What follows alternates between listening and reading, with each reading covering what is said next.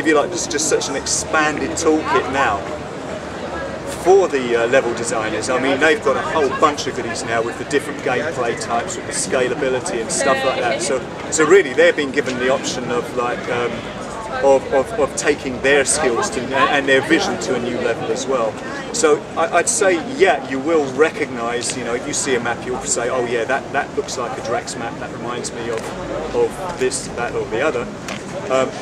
But on the other hand, it's going to be on a greatly expanded kind of, in a greatly expanded environment, which is possible now. So, as for exactly which maps, that's something that is being discussed. We have a candidate of maps, so we're constrained, of course, by the campaign, and so on. We're constrained by, well, by what actually happened, and of course there are some things I guess people are expecting to see. But the actual Pacific Theatre, there's a lot goes on. There's a lot went on there that people might be a little bit surprised by. Certain aspects of the theatre which will come to the front, which people perhaps didn't even know about, and that's great. You know, as far as I'm concerned, that's also a good thing. I mean, by trade, I was originally a teacher, so if we can educate people a little bit about what was happening in the Pacific by our choice of maps, then that's fine as well. Dear, what happens? Sorry, yeah, What is the aspect that you think will be the best aspect of RisingStorm? Well, I like the fact that we're able to bring Japan to it in a way that hasn't perhaps been done before. I mean, that's one of the things I really loved about the original Red Orchestra, was the fact that it treats both sides without kind of fear or favour. Basically, it just says, you know, these are the guys, they were fighting in this. We're not here to make any judgments and say these are the good guys, these are the bad guys. These are guys who are fighting in a very intense battle, and that's a similar kind of thing with the way we do it. There's not going to be any intrinsic disadvantage in playing Japanese. There's not going to be any intrinsic disadvantage in playing American. We're just going to say, here are the sides that fought. Obviously, we're about the realism. You know, you're going to see stuff used that was used. You're not going to see stuff not used that was not used. I have a few issues with that. I don't know if there's going to be a gameplay way of recreating a guy sitting in a foxhole with a 500-pound aircraft bomb and a hammer, which was one. It would be great. I think that's more one for a mutator though, than an actual gameplay thing. I don't think we'll be introducing that character class. What about perhaps setting traps? That could be something interesting. That could indeed be something interesting. What I don't want to do right now is start writing checks with my mouth that our code team have to cache. That they're unable to. So I don't particularly want to get assassinated by my code team by saying that there's a lot of stuff going to be in that we can't guarantee yet will be in. Certainly there is going to be a lot of cool new stuff in terms of weapons that will certainly bring something new to the table. Some specific members have been recruited that are experienced in, for instance, particle effects and speed tree.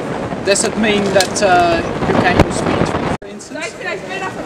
Yeah, we're incredibly lucky there in that we have a guy who works for IDV. A lot of the guys we use are actually working with other studios as well, and they're just taking part in this because basically they love RO.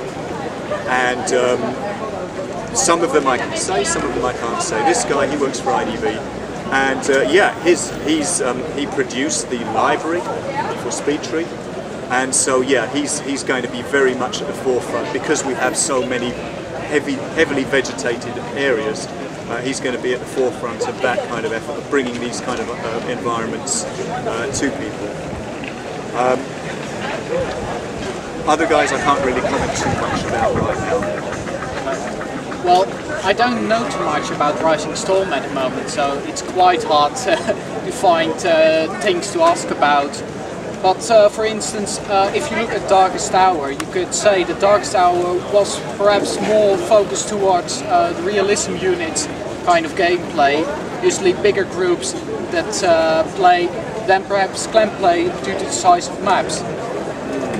there is scaling in Heroes of Stalingrad. You said in the Wild Partners interview there will be scaling in pretty much Rising Storm. Well, of course, yeah. I mean, that's one of the features of Heroes of Stalingrad. If we were to try and take that out, that would be crazy. I mean, certainly everything that's there is going to be there in Rising Storm as well. I think that there are a lot of the features in. I mean, clans are pretty adaptable as well. If they see something come out and they know, yeah, we can use this and we can create a whole new kind of clan-based feature out of this, then they will. I mean, that's you can see that through taking a look at how clans evolve. There's a lot of stuff in there already, which is, I think, very clan-orientated. I think that clans are going to love Countdown. I think that clans are going to find Campaign a very, very useful recruiting tool. Yeah, I've no doubt there will be other stuff as well, which clans are going to discover, which are going to bring a whole new dimension to their operations, because that's the way they operate. As you're somewhat the head of the PR, if I got it right. Yeah, I think that's pretty much. What sort of public relations are you planning specifically towards the clan people? What sorts of contact are you perhaps reaching out to competitive websites? Because especially as an expansion, it's generally harder to reach the exact planning. Yeah. I mean, obviously, everything we do is limited by the fact that you know, obviously, Heroes of Stalingrad has to come out first. I think that it's necessary to keep a certain low level of interest going, to keep, if you like, to keep channels open to people. And so what I'm trying to do is, obviously, on top of everything else, is to find out who the key players are, who the guys are that we need to keep these channels open to, and to to do interviews, to tell as much as I can. To give, obviously, as we get further in, to give access to give, if you like, privileged access to screenshots, that kind of thing. I mean, it's all part of developing a relationship with the communities, because that's what feeds back. When it comes to time for release, these are the guys who are already on board. These are the guys who've been following your development. And obviously, if you tell people what you're trying to do, if you let people know how you're trying to do that, then they're normally on your side, and they're normally, when it comes to the time when that really matters, you can just say, right, this thing you've been following for so long, we're ready to release now. Now's the big day. We're looking for your help on this one. That's the way it works, and that's why it's important to keep these community ties open. And so, yeah, I mean, my personal goal is to do, once a week, to do something which is helping to spread the word.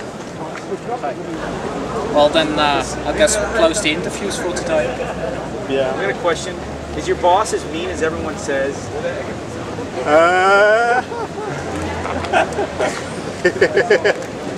One thing I would say about the Tripwire team is one thing, because I've had I already knew Ingmar. I'd met Ingmar before. I'd met Alan before.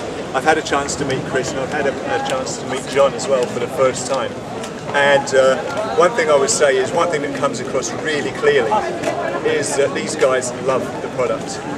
These guys absolutely love what they're doing. They love it as much as you guys do. And that's quite a lot from what I can see here. So, it's been really good to meet you. Of course. Oh yeah, he's terrible, sorry, yeah. He's so diplomatic, he's very good at not answering questions. It's been a real experience. It's been a real privilege to meet John as well, to meet the guys that made the game, really. And that's it, I expect him to give me a hard time because he cares. You know what I mean?